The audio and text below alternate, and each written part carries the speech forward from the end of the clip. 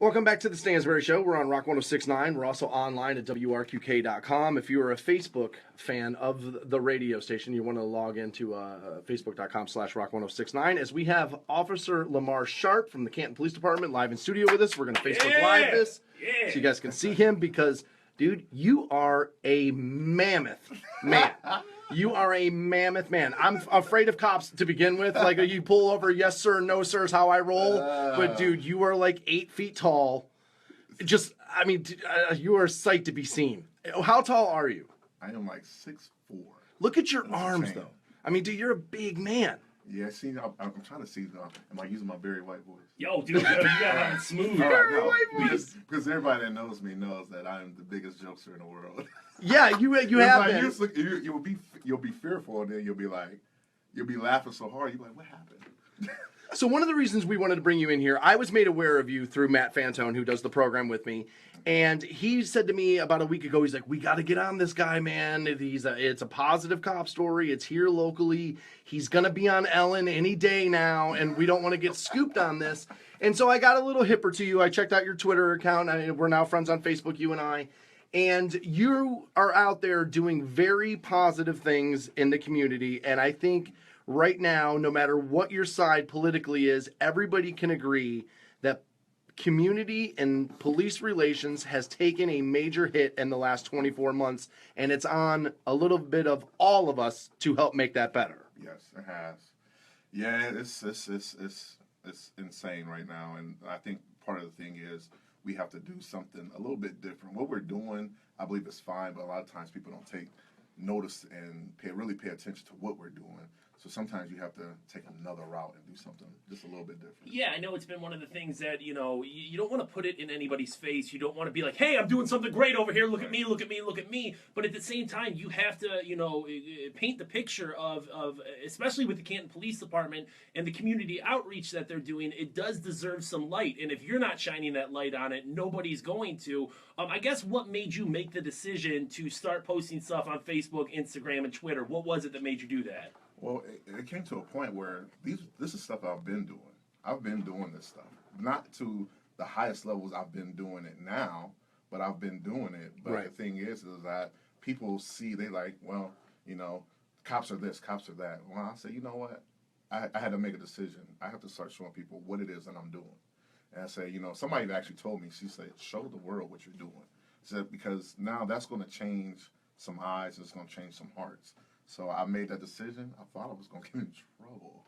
Because, I did too. Yeah, because listen, social media and police jobs. It's a killer. I've seen people get fired, and I'm like, quickly. Man, but I'm thinking, you know what? I took that chance, and it paid off. And I tell you, the power of social media, because here before, I was doing stuff out of my own pocket. But now, people, you have so many. Want to help our out. Community is amazing. Amazing. And we have an amazing community, and people are so generous and offering just snacks, juices, and it's like, I'm like, man, thank you, because I don't have to come out my pocket. I have been in the broadcast industry a long, long time. 99 is when I got in. I've done plenty of charitable type events with radio stations, plenty. Mm-hmm.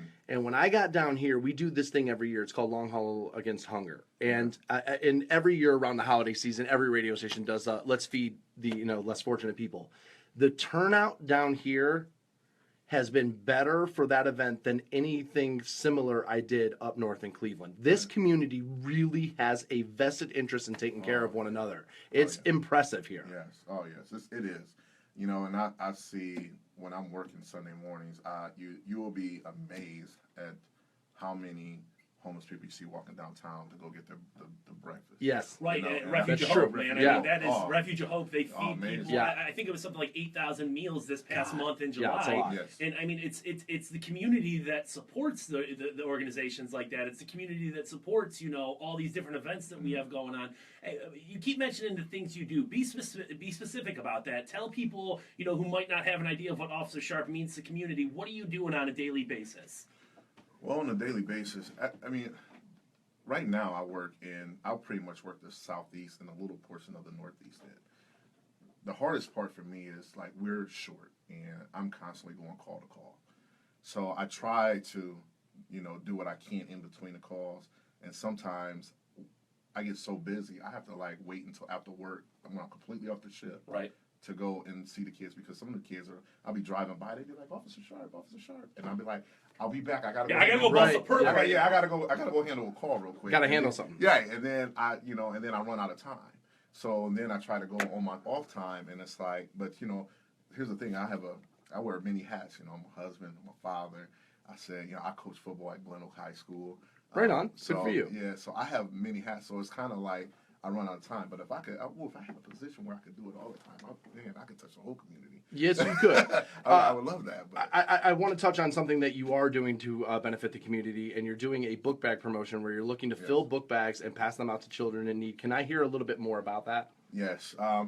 Started off, what we're doing is we're going on August 13th at the Kresge lot right there on Market Square. Okay. We're at from 11 a.m. to 4 p.m. We're going to have all the book bags we're going to give away. It's going to be, first started off, we were doing it too for the camps. And then I said, you know what? I see a lot more kids that are in camps that are in need of, supplies. Might not have had the opportunity to go to camp. Right. So I raised that number from that to, I set my goals a little higher. So I said, you know what? I want to raise anywhere between 300 and 400 book bags. Okay. So I am at the point where I think we're getting close to that number. Okay. Very, very close. That's great. But, here's the thing. I know we have something going on Joe Albert's First Friday where they're going to come down and people can bring in donations and then, either take a picture or something, which is real crazy for me. That's real crazy. Is that crazy for you? That is crazy. Yeah, that's Take crazy. a picture. Who won one, bro? I need the autographs. Listen, I'll be out places and they be like, Officer Sharpe, I take a picture with him. I'll be like, me? Like, what? I think that's nice. I think ultimately we in an ideal world, it would be you, firemen, teachers, getting stopped for your autograph, not wide receivers. Now I understand that that's never going to be the world I get to see. I'm just too old. I'm never going to get to see that. Maybe one day we'll evolve that far. So I like that. Mm-hmm. I have an idea that I think might, as an outsider, a guy who's never been on a police force ever, should never be anywhere close to one. But I have an idea that I think helps ease, not fix, but ease the tensions between community versus police relations. And I want to hear you, as a guy who served 16 years on the force, I have that right? Yes. I'm interested if you think my idea is valid, which is, I think a lot of what could be done is getting more and more of you guys, I understand this is going to take a lot of funding, more and more of you guys out of the car, back to walking neighborhoods a little bit where you're actually seeing people eye to eye. It's not the visual of 5-0 rollers coming through, that whole thing. It's now you on a human level, eye to eye. You maybe learn people's name, and before now, you start to turn people in these areas into a little bit, well, I know Lamar. Right. I know that guy. I feel like I know him. Like he's not anything to be afraid of. I know him, and I think that would help. Is that valid? That would be valid. First, a few things have to happen. One, we would have to come up with a summer short set for the police department because it's hotter than fish grease outside. Oh, for sure, man. Walking around in those pants? Right. For sure. Because hotter than fish grease. Hotter than fish grease. You ever heard that? Okay. No, I just did. Right. Let me tell you, bro. You might end up getting this job. I don't know about a better cop job. You might get this one.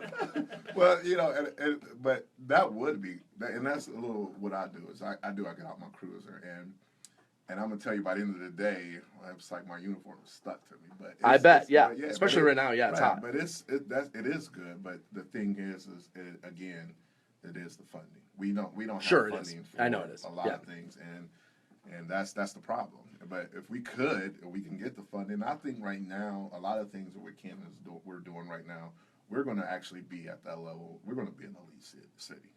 We're going to be that elite city. I have told people time and time again that I feel as if I got this job right at the right time. I think Canton's on the mend.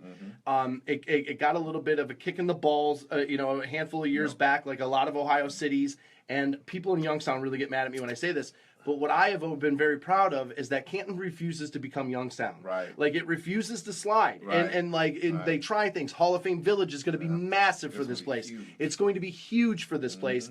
And I feel as if I got really lucky, got this job at the right time, and I'm going to cash in on a beautiful thing that's happening and get a little bit of credit for it, and did nothing for it.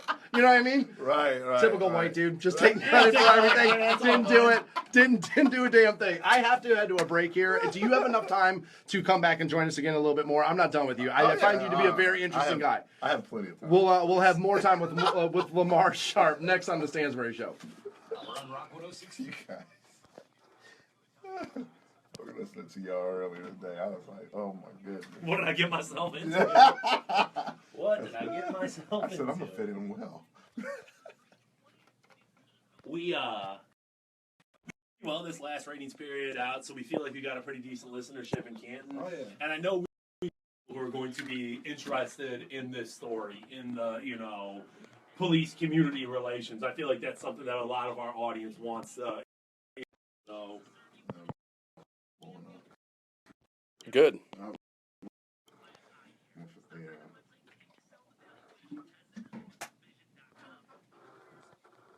I just posted it.